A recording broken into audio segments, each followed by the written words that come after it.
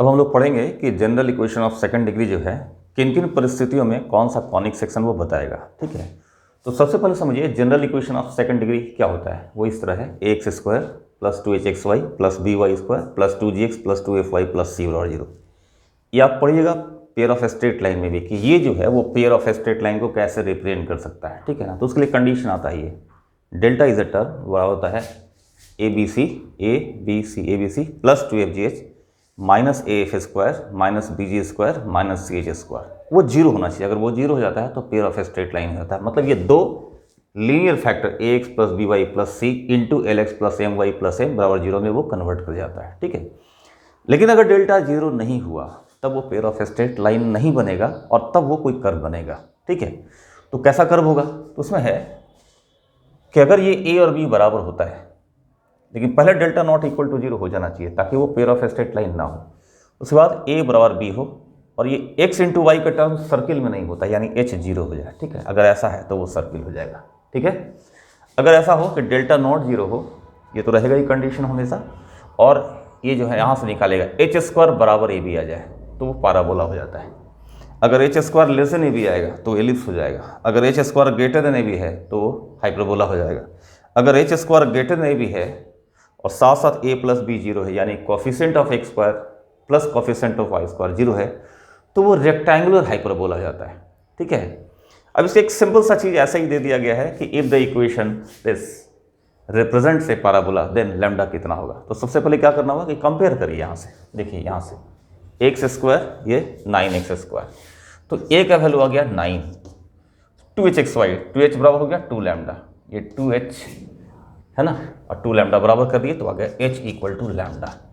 तो होगा b Y square equal to 4y square, तो b हो गया 4, 2gx इज 4x, तो 2g बराबर 4 हो गया, यानी कि g बराबर 2 हो गया, 2f बराबर -2 हो गया, तो f बराबर आ जाएगा -1 और c बराबर हो जाएगा 3। ठीक है, अब आपको इसको यहाँ डाल देना है इसमें। अगर वो जीरो हो गया तो पेयर ऑफ स्ट्रेट लाइन हो जाएगा, और अगर जीरो नहीं हुआ है तो पेयर ऑफ स्ट्रेट लाइन नहीं होगा। तो क्वेश्चन में जो कह रहा है कि पैराबोला है, तो आप डाल के देख लीजिएगा, मैं आप पर छोड़ देता हूँ कि वो जीरो नहीं होगा। ठीक है, और साथ साथ क्या करना है, एच स्क्वायर बराबर ए बी करना है। पैराबोला के लिए कंडीशन है कि एच स्क्वायर बराबर ए बी होना चाहिए, ये तो नॉन जीरो होना ही चाहिए। मतलब इसको डालेंगे इसमें, ये नॉन जीरो आएगा, और एच स्क्वायर बराबर ए बी। एच स्क्वायर बराबर ए मतलब h is lambda, lambda square equal to a b, a into b यानी 36। ठीक है, तो लैम्डा की वैल्यू कितनी आ जाएगी, ±6। ठीक है, एक बहुत इंपॉर्टेंट कंसेप्ट हम लोग पढ़ेंगे टेंजेंसी ऑफ नॉर्मल का, है ना। तो पहले टेंजेंट पर देखते हैं। कहता है condition that the straight line y equal to M x plus C में touch the parabola y square equal to 4x। ये जो है ना, ये कंडीशन सबके लिए है। मतलब मेथड जो है वो सर्किल, पैराबोला, एलिप्स, हाइपरबोला सबके लिए होता है। मेथड ये है कि y का वैल्यू जो एम एक्स प्लस सी है इसमें डाल दीजिए, जो सेकंड डिग्री कर्व है उसमें डाल दीजिए। तो डालने से क्या होगा, जब इसको आप यहाँ पुट करेंगे तो इस तरह होगा m x plus c whole square minus 4x equal to 0, इस तरह। ठीक है, फिर इसको क्वाड्रेटिक बनाइएगा, आएगा m square x square plus 2cm, और ये हो जाएगा -4a into x plus c square equal to 0, ऐसा हो जाएगा। ठीक है, तो अब सवाल ये होता है कि जैसे ये देखिए, ये स्ट्रेट लाइन है। अगर मान लीजिए इसका एंगल थीटा ले लें और इसको y is equal to M x plus C कहें, तो ये इतना दूर c हुआ, यहाँ से यहाँ c, तो c की क्या वैल्यू होनी चाहिए कि वो टच कर जाए। कोई वैल्यू c है जिससे वो मिलता ही नहीं है, कोई वैल्यू c का ऐसा है कि दो जगह कट करता है। तो इन्फानाइट स्ट्रेट लाइन्स होंगे जो नहीं कट करेंगे, इन्फानाइट स्ट्रेट लाइन्स होंगे जो कट करेंगे, लेकिन वो टच करने वाला लाइन जो है बहुत लिमिटेड होता है, 1-2 टाइप का होता है। ठीक है, तो कितना आएगा, तो जब टच करेगा तो देखिएगा कि जो दो रूट्स मिलने वाले हैं वो क्या होते हैं, इक्वल हो जाते हैं। अगर दो जगह कट कर रहा है ऐसे, तो दो रूट्स डिस्टिंक्ट मिलने चाहिए। ऐसे केस में रूट्स नहीं मिलेगा, और इस केस में जहाँ टच करेगा वहाँ क्या होगा, d0 हो जाएगा। तो ऑलवेज टेंडेंसी में आपको d0 कर देना है। d0 कीजिएगा तो इसका स्क्वायर कीजिए। ठीक है, ये हो जाएगा 4c square m square plus 16a square minus 2 into 2cm into 4, यानी कि 2 दूना 4 दूना 4 16, 16cma और minus 4m square c square equal to 0। Discriminant 0 करने से ऐसा आएगा, ये दोनों कट कैंसिल हो जाएगा। ठीक है, तो क्या पाएंगे कि ए स्क्वायर और सी एम ए दोनों बराबर हो जाएगा, A square is equal to C M A भी कैंसिल होगा, इस तरह सी का वैल्यू जो है वो रहा ए बाई एम, है ना, ये ध्यान रखने का है। तो टेंजेंट जो मिला हमको फाइनली, वो टेंजेंट जो हुआ इस टाइप का मिला, y is equal to M x plus a by m, ये मतलब सी, ये याद रखना है। तो ये इतना है, ठीक है। अब सवाल होता है कि ये टच कहाँ किया, यहाँ पर टच किया, तो इसका कोऑर्डिनेट क्या होगा, तो कोऑर्डिनेट कैसे निकालेंगे। तो अगर किसी क्वाड्रेटिक में दोनों रूट्स इक्वल हो जाते हैं तो सम ऑफ रूट्स पढ़े हैं ना आप लोग, सम ऑफ रूट्स कितना होता है, alpha plus beta is equal to minus B by A, तो ये जाएगा minus 2cm minus 4a divide by कितना एम स्क्वायर ऐसा। लेकिन चूंकि अल्फा और बीटा दोनों बराबर है टचिंग के केस में, तो ये अल्फा और बीटा बराबर, तो ये 2 अल्फा हो जाएगा, ठीक है। और cm का वैल्यू कितना आ रहा है, देखिए cm बराबर a आया है, तो ये cm का वैल्यू a डालें तो ये 2a होगा, 2a minus 4a minus 2a minus 2a minus कितना होगा 2a, तो हो जाएगा 2a बाई एम स्क्वायर। इस तरह कॉन्टैक्ट पॉइंट का जो एक्स कोऑर्डिनेट होता है वो जाता है a बाई एम स्क्वायर, इस तरह से। यानी कि जो टच किया है ये पॉइंट, इसका अगर कोऑर्डिनेट लिखें तो ऐसे लिखेंगे x is a by m square and y is 2a by m, ठीक है। तो स्लोप को अगर हम ध्यान दें कि अगर जो स्ट्रेट लाइन है इसका स्लोप m है, अगर स्लोप का स्ट्रेट लाइन का स्लोप अगर m है, तो y इंटरसेप्ट जो है वो a बाई एम होना चाहिए, a बाई एम, ताकि वो टच कर सके। और वैसे स्थिति में कॉन्टैक्ट पॉइंट जो आएगा स्लोप के टर्म्स में आएगा a बाई एम स्क्वायर कितना 2a बाई एम। यानी कि अगर स्लोप दे दे तो आप कॉन्टैक्ट पॉइंट का कोऑर्डिनेट निकाल सकते हैं, ठीक है। अगर कॉन्टैक्ट पॉइंट का कोऑर्डिनेट दे तो वहां से स्लोप निकाल सकते हैं। तो इसको अगर हम इस तरह लिखें, x equal to a by m square and y equal to 2a by m, और m को एक वेरिएबल मान लें, तो इसको पैरामीट्रिक इक्वेशन ऑफ पैराबोला भी हम लोग कहते हैं, ठीक है। थोड़ा और आसान करने के लिए हम लोग क्या करते हैं, इसको थोड़ा और इजी करने के लिए कि 1 बाई एम को हम लोग मान लेते हैं t, let 1 by m equal to t, तो x का वैल्यू हो जाता है 80 स्क्वायर और y इज इक्वल टू होता है 280, और ये भी कहलाता है पैरामीट्रिक इक्वेशन ऑफ पैराबोला, ठीक है। और इसी के टर्म्स में हम कई बार स्टडी भी करते हैं। पैराबोला पर अगर कोई पॉइंट लेना होता है आर्बिट्रेरीली, तो हम लोग इसी रूप में इमेजिन करते हैं, तो आसान हो जाता है, ठीक है। और टैंजेंट अगर देखिएगा इस फॉर्म में, तो m के फॉर्म में टैंजेंट ये देखे थे, t के टर्म में देखें तो कितना होगा, तो m की जगह आपको क्या करना है, m की जगह 1 बाई टी डाल देना है, तो y बराबर हो जाएगा 1 by T into x plus a T, ठीक है। 1 बाई एम टी रखेंगे तो ए टी हो जाएगा, एलसीएम ले लीजिएगा तो आएगा t y equal to x plus a t square. तो ये होता है पैरामीट्रिक इक्वेशन ऑफ टेंजेंट, ये होता है slope of form of the tangent, ठीक है। फिर इसके नॉर्मल पे भी जाएंगे, और कभी कभी इस टाइप का आता है कि अगर ये जो पॉइंट है इसको हम x1 y1 लें, अगर हम पैरामीटर नहीं लें x1 y1 लें, तो x1 y1 के फॉर्म में टेंजेंट कैसा होगा, तो x1 y1 के फॉर्म में टेंजेंट के लिए आपको क्या करना पड़ेगा, पॉइंट स्लोप फॉर्म का इस्तेमाल करना पड़ेगा। पॉइंट स्लोप फॉर्म मतलब कि आपको y स्क्वायर इक्वल टू जो 4x दिया हुआ है इसको डिफरेंशिएट कर दिया होगा, 2y y dash is equal to 4a, तो y डैश दिया जाएगा हो जाएगा 2a अपॉन y, ठीक है। और y डैश यानी कि slope at the point x1 y1 लिखेंगे हो जाएगा 2a अपॉन y1, ठीक है। तो टेंजेंट का इक्वेशन जो लिखाएगा टेंजेंट वो इस तरह लिखाएगा, y minus y1 is equal to 2a upon y1 into x minus x1, ठीक है। फिर आप मल्टीप्लाई करिएगा, आएगा y y1 minus y1 square is equal to 2ax minus 2ax1, इस तरह से, ठीक है। और फिर हम क्या करेंगे, चूंकि x1 y1 इस पर है पैराबोला पर, तो y1 square is equal to कितना हो जाएगा 4ax1, y1 square is equal to 4ax1, ठीक है।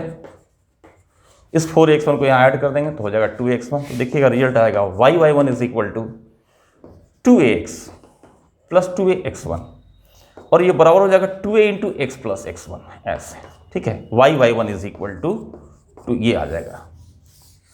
आपने अगर याद होगा तो याद कीजिए, टेंजेंट लिखने का एक मेथड होता है t इक्वल टू 0। हालांकि t इक्वल टू 0 तीन चीज़ें ये इंडिकेट करता है, एक टेंजेंट, दूसरा कॉर्ड ऑफ कॉन्टैक्ट और तीसरा पोलर। खैर वो बारी बारी से बताएंगे, लेकिन t इक्वल टू 0 जो है टेंजेंट फॉर्म में लिखा कैसे आता है, तो सेकंड डिग्री का कोई भी कर्व होता है, पैराबोला, एलिप्स, हाइपरबोला, सर्कल, सब जगह, तो उसमें क्या करते हैं, एक्स स्क्वायर को बदलते हैं एक्स x1 में, वाई स्क्वायर को बदलते हैं वाई y1, ठीक है, वाई y1 में, ठीक है। और x को लिख देना है x प्लस x1/2। इसी तरह y को लिखना है, y रहेगा तो y plus y1/2। Constant as it is रहता है। और अगर xy रहता है, xy ऐसे xy जो हाइपरबोला वगैरह मिलेगा तो ऐसे होता है xy1 प्लस yx1/2 ऐसे। इस तरह का रिप्लेसमेंट आप करेंगे, ठीक है, तब जाकर के क्या होगा, t टर्म मिलेगा, t बराबर 0, ठीक है। और ये होता है x1 y1 के फॉर्म में जब लेते हैं तब। लेकिन जब पैरामीट्रिक फॉर्म यूज करेंगे तो हम लिखेंगे जो भी थोड़ा देर पहले बोले थे, t y equal to x plus a t square. और फ्रीक्वेंट यूज हम लोग करते हैं उसी का, पैरामीट्रिक फॉर्म का, t y equal to x plus a t square and then y equal to M x plus a y m. इसका use rare ही होता है इस फॉर्म का, लेकिन होता है, ठीक है। हम लोग टेंजेंट का इक्वेशन अभी पढ़े और वो 3 फॉर्म पढ़े। ये होता है स्लोप फॉर्म, जिसमें m जो है वो स्लोप है और इंटरसेप्ट स्लोप फॉर्म में लिखा रहता है। फिर हमने कहा कि 1/m को t मान लिया जाए, तो इस m की जगह 1/t होगा, तो y equal to x by t plus a t वो ये हो जाता है। ये कहलाता है पैरामीट्रिक फॉर्म, ठीक है। और अगर हम पॉइंट जो है ये कॉन्टेक्ट पॉइंट, इसको x1 y1 ले लें, ए टी स्क्वायर 2at लेंगे तब तो ये आएगा। अगर a by m square 2a/m लेंगे तब तो ये आएगा। और अगर इसको ऐसा ना रहे कि x1 y1 ले लें तो ये कार्टेशियन फॉर्म आता है, ठीक है। अब इसका करस्पॉन्डिंग नॉर्मल पढ़ते हैं हम लोग, नॉर्मल कैसे होगा। अब बताइए तो कि नॉर्मल कैसे लिखते थे आप लोग। किसी भी स्ट्रेट लाइन का अगर नॉर्मल है ना, कोई भी स्ट्रेट लाइन जो है उसका इक्वेशन कैसे लिखते हैं हम लोग। अगर ये पॉइंट मालूम हो तो पॉइंट ये ले लीजिए और इसका स्लोप कितना है, तो स्लोप था m यानी कि 1/t, ठीक है। तो नॉर्मल का जो स्लोप होगा, नॉर्मल का स्लोप कितना होगा, इसका स्लोप हो जाएगा -t। तो ये एक स्ट्रेट लाइन है जिसका स्लोप है -t और पॉइंट ये है, तो आप लिखेंगे y minus 2at equal to -t into x minus a t square, ठीक है। इस तरह आ जाएगा y is equal to t x plus 2at t into x, और ये plus 2at plus a t cube, ठीक है, इस तरह से। तो -tx ये हो जा रहा है, सॉरी ये हो रहा है y is equal to -tx हो रहा है, -tx plus 2at plus a t cube, यानी कि y प्लस tx is equal to 2at plus a t cube, ठीक है। ये हुआ नॉर्मल का इक्वेशन ऐसा, ठीक है। और अगर इसको स्लोप फॉर्म में ले जाना पड़े, क्योंकि जैसे टेंजेंट का भी 2 फॉर्म है, पैरामीट्रिक फॉर्म, स्लोप फॉर्म, ठीक है। तो इसमें क्या होगा कि जो -t है ना, इसी को हम एक न्यू स्लोप कैपिटल M मान लें, ठीक है। तो इसका मतलब -t बराबर m होगा तो t बराबर कितना होगा, -m होगा। तो हम कहते हैं if capital M is the slope of the normal, तो ऐसे हो जाएगा y minus m x is equal to -2am minus am cube, यानी y equal to M x minus 2m minus am cube, ऐसा, ठीक है। तो ये दोनों आपको याद रखना पड़ेगा नॉर्मल में। कार्टेशियन में याद रखने में बहुत दिक्कत होती है ना। उसको भी आप ऐसे लिख सकते थे कि y minus y1 is equal to normal का स्लोप कितना होगा, तो टेंजेंट का स्लोप हम निकाले थे 2a/y1, नॉर्मल का स्लोप हो जाएगा -y1/2a into x minus x1, ठीक है। तो ये याद नहीं रहता है, एग्जाम में डेवलप कर लीजिएगा, ठीक है, आसान सा चीज़ है। और ये दोनों तो याद रखना पड़ेगा, पैरामीट्रिक फॉर्म और स्लोप फॉर्म, पैरामीट्रिक फॉर्म और स्लोप फॉर्म, ये याद रखिएगा, तब जाके हम लोग सवाल हैंडल करेंगे, ठीक है। अब हम लोग देखेंगे कि पैराबोला जब शिफ्ट करता है अलोंग द कोऑर्डिनेट एक्सिस, तो करस्पॉन्डिंग इक्वेशन और करस्पॉन्डिंग टेंजेंट में क्या फ़र्क आता है, ठीक है। जैसे मान लीजिए y square equal to 4x parabola का, हमने ये 2 टेंजेंट और ये 2 नॉर्मल पढ़ा, ठीक है। तो अगर मान लीजिए कि पैराबोला इस तरह हो जाए, y minus beta whole square is equal to 4a into x minus alpha. तो चूंकि एक्स में सब्ट्रैक्शन हुआ है, ये जो पैराबोला है उसको राइटवर्ड करना होगा, तो ये रहा y square equal to 4x, ये राइटवर्ड गया कितना, जितना आपने सब्ट्रैक्ट किया है, यानी कि ये अल्फा 0, ये हम लोग बता चुके हैं फर्स्ट लेक्चर में, ठीक है। फिर y में सब्ट्रैक्शन होता है तो वो क्या होता है, ऊपर चला जाता है, ठीक है। तो ये ऊपर चला गया, एकदम वर्टिकली ऊपर चला जाएगा। अब ये वर्टेक्स हो जाएगा आपका अल्फा बीटा, ये हम लोग फर्स्ट लेक्चर में बता चुके हैं। अब जब बताइए कि y स्क्वायर इक्वल 4x में जब ये टेंजेंट था, पैराबोला शिफ्ट किया, तो ये टेंजेंट भी अकॉर्डिंगली यहाँ शिफ्ट कर जाएगा ऐसे। ये नॉर्मल था तो नॉर्मल भी ऐसे ही शिफ्ट करेगा। अब ये ऊपर गया तो ये जो टेंजेंट है ये भी करस्पॉन्डिंग ऊपर गया, वैसे ही नॉर्मल ऊपर गया। तो कहने का मतलब है कि जैसा चेंज आपका इक्वेशन में आया है, जैसे आप राइटवर्ड ले जाना तो एक्स में चेंज आया, तो टेंजेंट भी तो राइटवर्ड गया, तो टेंजेंट के इक्वेशन में भी क्या करना होगा, x की जगह x माइनस अल्फा करना होगा। ऊपर गया तो टेंजेंट ऊपर गया, तो ऊपर भेजने के लिए क्या करना है, y में घटाना है। तो वही चेंज, सिमिलर चेंज आपको x और y में करना है। मतलब सिंपल सा, अगर कंसाइज कर लें एक लाइन में, तो स्टैंडर्ड फॉर्म से जो चेंज आपको x और y में आया है, एग्जैक्टली वही change corresponding equation of tangent और नॉर्मल में कर देना है। यानी कि अगर इस फॉर्म में लिखना है तो ऐसे लिखेंगे, तो y minus beta equal to m into x minus alpha plus a by, बस। अगर पैरामीट्रिक फॉर्म में लिखेंगे तो होगा t into y minus beta is equal to x minus alpha plus a t square, ठीक है। अगर यहाँ लिखना है तो क्या लिखेंगे, y minus beta equal to m into x minus alpha minus 2am minus am cube. इस तरह यहाँ अगर करना है तो लिखेंगे y minus beta plus t into x minus alpha is equal to 2at plus a t cube, ठीक है। और इसी बेसिस पर हम एक दो छोटा छोटा सवाल देखते हैं अभी, ठीक है। देखिए टेंजेंट का सिंपल एग्जांपल देखते हैं। कहता है y equal to 3x plus c touches the parabola y square equal to 8x। अब देखिएगा इसमें किसको अगर हम लिखते हैं 4 इंटू 2 इंटू एक्स, 4ax, तो a का वैल्यू 2 आ जाता है। और चूंकि ये स्लोप इंटरसेक्ट फॉर्म है तो अगर आप इसको देखेंगे तो क्या पाएंगे, y equal to mx plus c, m का वैल्यू कितना है 3 है। तो ये स्ट्रेट लाइन स्टैंडर्ड फॉर्म को टच कब करता है, जबकि c जो है वो बराबर हो जाता है कितना, a बाई एम, यानी कि डायरेक्टली आप लिख देंगे कितना 2/3, ठीक है। इसी तरह अगर सवाल देखिए, कहता है y equal to 2x plus c touches. अब ये पैराबोला शिफ्टेड है, ये y square equal to 4y plus 4x minus 8। तो फर्स्ट लेक्चर में बताया था कि जिस वेरिएबल का पावर 2 होता है उसके वेरिएबल्स को एक जगह लाकर परफेक्ट स्क्वायर बनाया जाता है। इसको 4y लेफ्ट शिफ्ट कर लिए, y square minus 4y equal to 4x minus 8। इसको परफेक्ट स्क्वायर बनाने के लिए 4 दोनों साइड ऐड कर दिए, तो ये y माइनस 2 होल स्क्वायर हो जाएगा। यहाँ 4 ऐड करेंगे तो ये माइनस 4 रह जाएगा, फिर 4 कॉमन लिए तो 4 इंटू एक्स माइनस 1, ठीक है। और यहाँ इंटू 1 कर देंगे। अगर आप समझना चाहें तो समझ सकते हैं, ठीक है। दो तरह से इसको समझ सकते हैं। एक तो ऐसे समझ सकते हैं कि वेरिएबल का रिप्लेसमेंट कर लें। वेरिएबल रिप्लेसमेंट मतलब कि इस x माइनस 1 को हम कैपिटल X मान लें, y माइनस 2 को कैपिटल Y मान लें, तो स्टैंडर्ड फॉर्म में ऐसे हो जाएगा y square equal to 4 into 1 into x, ठीक है। और इसका टेंजेंट लिखें y equal to m into x plus a by m, ऐसा। फिर y की जगह वापस लिख दें y minus 2 equal to m into x minus 1 plus a by m, है ना। और नहीं तो हम डायरेक्ट याद रखेंगे, क्योंकि हमको मालूम है कि y m x plus a by m standard form में होता है, और जैसा चेंज इक्वेशन में आया वैसा ही चेंज करना है। तो यहाँ x की जगह x माइनस 1 हुआ तो यहाँ x माइनस 1 कर दिए, यहाँ y की जगह y माइनस 2 है तो y माइनस 2 कर दिए, ऐसा, ठीक है।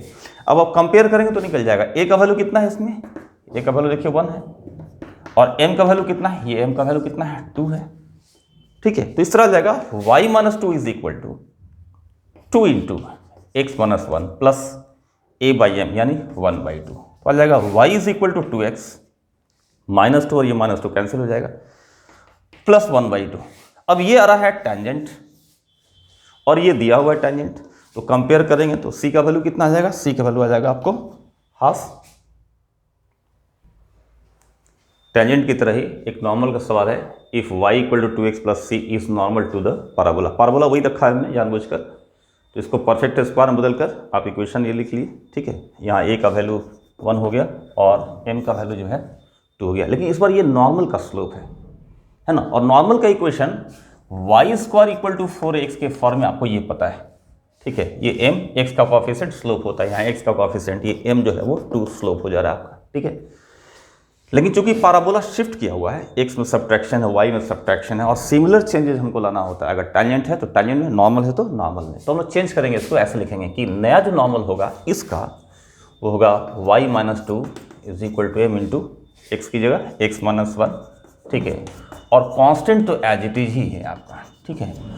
तो आएगा ये y minus 2 equal to m का वैल्यू 2 डाल दीजिए, 2 into x minus 1 minus 2 into a का वैल्यू 1 है, 1 इंटू 2 माइनस 1 इंटू 2 क्यूब।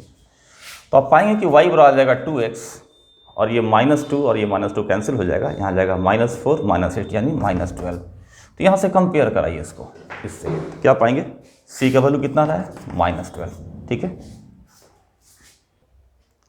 एक इंपॉर्टेंट ऑब्जेक्टिव क्वेश्चन है आपके पास, a tangent to Y square equal to 8x makes an angle of 45 degree with the straight line, है ना। मतलब parabola का जो टेंजेंट है वो इस स्ट्रेट लाइन से 45 डिग्री एंगल बना रहा है। तो पहले आपको समझना है कि ये स्ट्रेट लाइन गिवन था, इससे 45 डिग्री एंगल बनाता हुआ जो स्ट्रेट लाइन होगा उसका स्लोप कितना होगा। तो ये कॉन्सेप्ट चला जाएगा आपका स्ट्रेट लाइन में, एंगल बिटवीन टू लाइंस का। तो टेंजेंट जो है, इसका जो टेंजेंट जो इससे 45 डिग्री एंगल बना रहा है उसका स्लोप अगर हम m मान लें तो आपने पढ़ा होगा कि tan अल्फा बड़ा होता है m1 minus m2/1 plus m1 m2 mod, acute angle के चलते मॉड लगा देते हैं।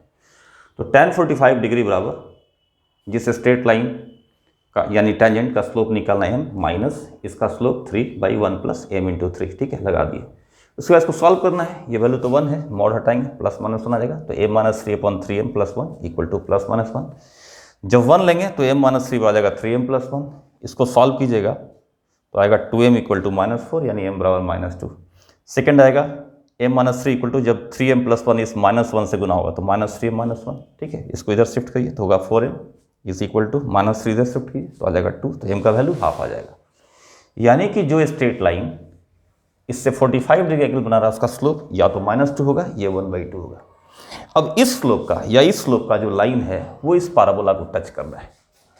तो कॉन्टैक्ट पॉइंट का आपके पास फॉर्मूला मालूम है क्या होता है, a/m², 2a/m, ठीक है। यहाँ m का वैल्यू डाल देना होगा, इसमें एक बार ये डालना होगा। लेकिन a कितना है, तो पाराबोला में देखिए यहाँ पर 8x है, 4a बराबर 8, a बराबर 2 है। तो इसमें a बराबर 2 और m बराबर -2 डालेंगे तो ये आंसर आएगा, और a बराबर 2 और m का वैल्यू हाफ डालेंगे तो ये आंसर आएगा। ये क्या हो गया आपका, ये हो गया कॉन्टैक्ट पॉइंट। और अगर टेंजेंट निकालना है तो टेंजेंट के लिए तो आपके पास मालूम ही है y is equal to mx plus a/m, ठीक है। तो इस बार ये डालेंगे -2x प्लस 2/-2 है ना, ये डाल देना है। m का वैल्यू a और a का वैल्यू 2, ठीक है, a बराबर 2। जब इसका लेंगे तो half into x plus 2 divided by half, है ना, बस पुट कर देना m का वैल्यू, आंसर आ जाएगा, ठीक है। नेक्स्ट क्वेश्चन देखिए, कहता है the normal at any point पे meet the axis in G and the tangent at the vertex in G dash, ठीक है। तो actually the normal at any point P on the parabola y square equal to 4x है, ठीक है। Meet the axis in G and the tangent at the vertex in G dash. If A B the vertex and the rectangle A G Q ji dash B completed find the locus of q. बहुत आसान सवाल है ये। आप parabola y square equal to 4x लिखिए, उसमें कोई एक पॉइंट पी लीजिए, उस पर नॉर्मल खींचेंगे। तो कहता है नॉर्मल जो है एक्सिस से जी पर मिलता है, पाराबोला का एक्सिस एक्स एक्सिस होता है, उससे जी पर मिलता है। And tangent at the vertex, tangent at the vertex होता है वो क्या बनता है, वाई एक्सिस बनता है, उससे यहाँ जी डैश पर मिलता है। ए इसका वर्टेक्स है, तो कहता है ए जी और ए जी डैश को लेकर एक रेक्टेंगल बनाई ए जी क्यू जी डैश। तो ये जो 4 पॉइंट क्यू बन रहा है उसका लोकस क्या होगा ये पूछ रहा है, ठीक है। तो सबसे पहला काम तो है कि इसका इक्वेशन लिख दीजिए नॉर्मल का। आपको पता है नॉर्मल का इक्वेशन होता है y equal to mx minus 2m minus am3। अब इसका x इंटरसेप्ट निकालना है तो क्या करना होगा, यहाँ पर y 0 कर रही है, x एक्सिस पर y 0 होता है, y 0 करेंगे, ये 0 करेंगे तो ये 0 आ जाएगा। तो हो जाएगा mx is equal to 2m plus am3, ठीक है। फिर m कॉमन लेके काट दीजिए तो होगा 2a प्लस am², उसमें a कॉमन लेंगे 2 प्लस m² हो जाएगा, ठीक है। फिर x 0 कीजिए क्योंकि टेंजेंट एट द वर्टेक्स ये जो y एक्सिस है इस पर x कोऑर्डिनेट कितना होगा 0 होगा, तो इसमें x 0 करिए, x 0 कीजिए तो y कितना आएगा -2m माइनस am3। तो -2m माइनस am3 में am माइनस am कॉमन लेंगे 2 प्लस m² आ जाएगा, ठीक है। इन दोनों का कोऑर्डिनेट निकल गया। जब आप रेक्टेंगल बनाएंगे तो जिस पॉइंट का लोकस निकालना है उसका कोऑर्डिनेट इसके मान लेते हैं। अब ये चूंकि इससे परपेंडिकुलर डालेंगे तो वो जी पर ही आएगा, इसका मतलब इसका जो x कोऑर्डिनेट है और इसका x कोऑर्डिनेट दोनों क्या है सेम है। तो हम इसको ऐसे लिखेंगे कि यहाँ जो x निकाला है आपने ये h हो गया, ठीक है। उसी तरह q का जो y कोऑर्डिनेट है देखिए ये QG और AG डैश दोनों क्या होगा लेंथ में बराबर होगा, यानी G डैश का जो y कोऑर्डिनेट है और Q का y कोऑर्डिनेट के दोनों क्या होगा सेम होगा। ये जो y कोऑर्डिनेट है इसके के बराबर हो जाएगा। हमें क्या करना है h के में रिलेशन स्टैब्लिश करना है m को एलिमिनेट करके, ठीक है। तो क्या करिए डिवाइड कर दिया आप इसको। जब आप डिवाइड कीजिएगा तो देखिए आएगा k डिवाइडेड बाई h, ये टर्म कट जाएगा, ये कट जाएगा, आ जाएगा आपको -m आ जाएगा, ठीक है। इस तरह m का वैल्यू आ जाएगा -k/h। अब इस m की वैल्यू को आप किसी भी इजी इक्वेशन में सबसे इजी तो यही रहेगा, इसमें पुट कर रही है। इसमें पुट करने का मतलब हुआ कि from this equation h is equal to A into two plus M square में हम क्या करेंगे, A into two plus M square, मतलब ये डाल देना है के स्क्वायर अपॉन एच स्क्वायर। ठीक है, फिर एलसीएम लेंगे, ये two h square by h square होगा, तो एच स्क्वायर को इधर लाइए, होगा h q is equal to A into two h square plus k square. ठीक है, तो लोकस जो आपका आ जाएगा ये हो जाएगा A into two x square plus Y square is equal to X Q. ठीक है, ऐसा ही कुछ होगा। कैलकुलेशन जरा चेक कर लीजिएगा, कैलकुलेशन वही है क्या है। ठीक है, x q is equal to two x square plus a y square, हाँ ठीक है यही है। चलिए